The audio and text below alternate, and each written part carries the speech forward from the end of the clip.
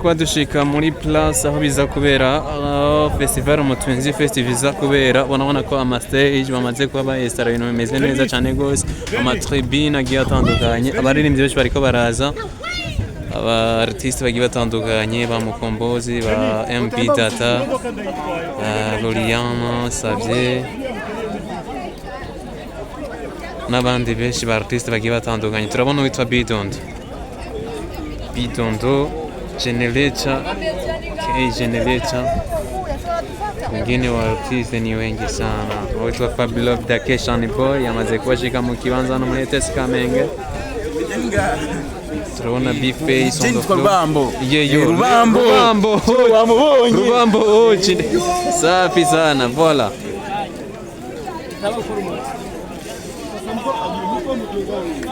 Kibiriti salama il de force la comédie.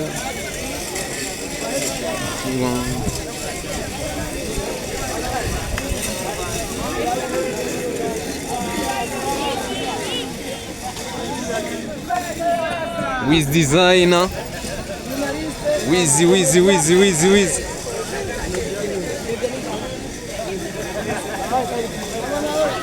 Abafana ni benshi baje gushigikira aba artiste b'abarundi bamaze kuba bishika kuri ETS Kamenge ni benshi cyane gose turi gihe cy'isaha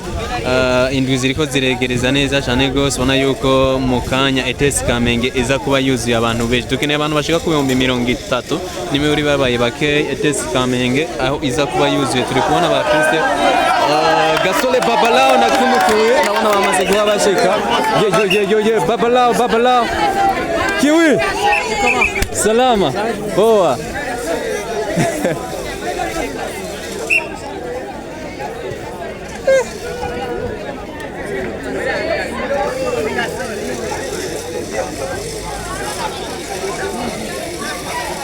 abartiste bariko barinjira M800 M800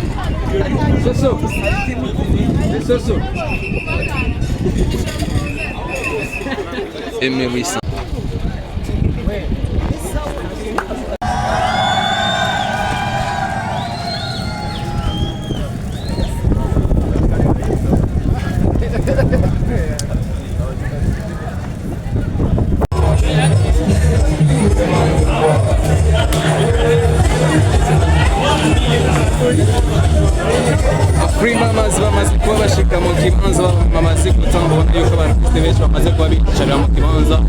aho baritegura neza kuza go performinga muri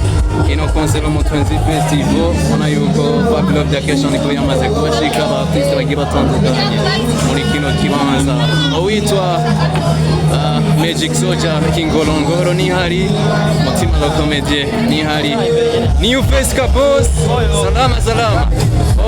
Mutima la Comedie Diwan Shani Queen yamaze kubashika muri kino kibanza witwa Cedric Bange witwa La Legion ni hari witwa Bidondo Generator ni hari muri kino kibanza abakuze bagiye batandukanye Pasha kuva muri Etoile du Centre niho hari muri kino kibanza Cedric Bange Alfred Ngundabano yamaze kubashika muri kino kibanza witwa La Legion ni hari muri kino kibanza